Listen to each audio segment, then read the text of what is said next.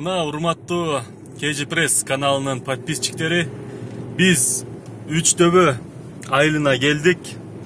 Үчтөбө айылы аталып калышынын себеби мына өзүңүздөр көрүп турган 3 таштан бир zoo бар, тоо бар. Мына ушунун атынан коюлган. Мына ушул айыл Үчтөбө айылы. Өзүңүздөр көрүп тургандай, мына ушулдан өдөгө Кичи Каракол деген айыл бар. Ошол жака кирип кетесиңер. О тоону аралап. Ал эми бул өзү Үчтөбө айылы. Үчтөбө айылдык аймак, айыл өкмөт болуп эсептелет, Ошондой болсо керек, Үчтөбө айылы. Азыр мына жерде Үчтөбөнүн улак чаба турган полясы мына сол жакта турат. Көрдүңүздөрбү? Мына ал жер. Тай казандар турат го. Негизи кышын жайын ушул жерде, жайда эми азыраак, кышта көбүрөөк ушул жерде улак чабышат. Үчтөбөнүн перевалында бара жатабыз биз. Бул перевал буга чейин өтө кыйын перевал болчу.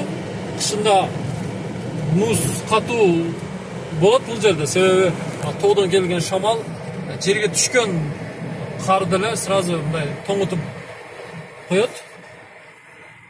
Күн өтө суук болгондуктан бул жерде муз катуу болот.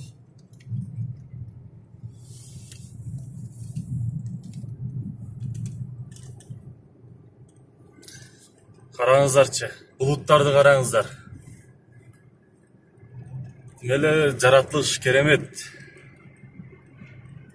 Шаарда азыркыдай ысык аптаптуу аба ырайы болуп жатканда, мына ушундай тоолуу райондорго, региондорго, айылдарга барсаңыздар.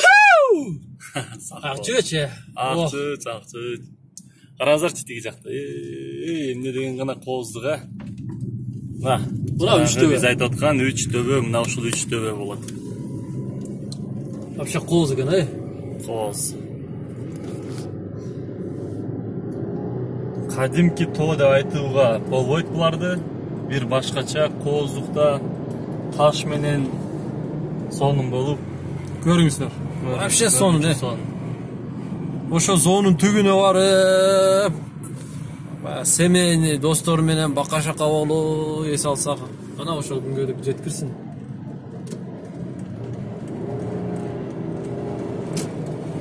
Z маркасындагы номурундагы Lanos автоунаасы чоң абайды көзгөй бара жатат. Zeta деген бул мамлекеттик номуру. Zeta бул Ош шаарынын мамлекеттик номери. Она зоонун кысыктары вообще зор экен.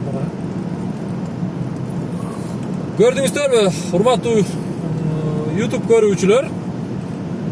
Негизи Алай зонасы мына ушундай кооз тоолорго бай болгон чөлкөм. Азыр бир аз күн ысык болуп, мына жай мезгили быйыл катуу ысытып атат да. Бүт мындай көк болуп турган жерлер саргайып кетти, күнгө күйүп чөптөр. А так бул жерде мына жаз мезгили жайда, жайдын баягы кире беришинде май айларында негизи көк-мөк болуп, вообще красивый, биягы Швейцария көрүнүп калат да.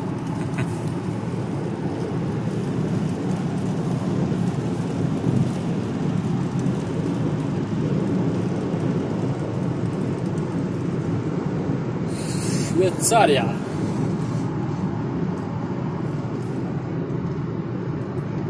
Biz kança minuttan beri düz efirdeyiz? Biz 4 minut 25 sekunddan beri. 4 minut 25 sekunddan beri biz sizlerle birgeyiz. Hurmattуу YouTube görүүчүлөр. Biz dagы эле коштошобуз сиздер менен кийинки серияга чейин сиздер менен кош айтышууга туура келип жатат. Анткени бир аз видеолорубуздун сериясыны азыраактан көрсөтүп туралы. Мына оң жака чоң Каракол деген айылга кирип кетет. Бул дагы Үчтөбө айыл өкмөтүнүн карамагына караган айыл. Жакшы айыл. Ушул трассадан айылдын центрине чейин киргенге чейин асфальт жол төшөлгөн.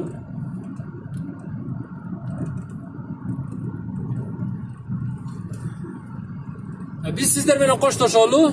Ден соолукта болуңуздар. Коштошпой эле турайлы. Майли сиздердин баягы өтүнүчүңүздөрдү, көңүлүңүздөрдү жерге таштабайлы. Азыр бул жерде аягандай сонун табият бар. Мына ошол табиятты да сиздерге көргөзгүбүз келип атат. Арчалары бир өзгөчө. Бул жакта баягыдай бийик асман тереген арча карагай деп коет го. Бул жакта андай карагайлар жок. Себеби чөлкөм бул аймак шамалдуу болгондугуна байланыштуу арчалардын бою анчалык бийик көтөрүлбөйт, кыска арчалар бар. Экинчиден азыр биз кийинки сериябызда буюрса көрсөтөбүз.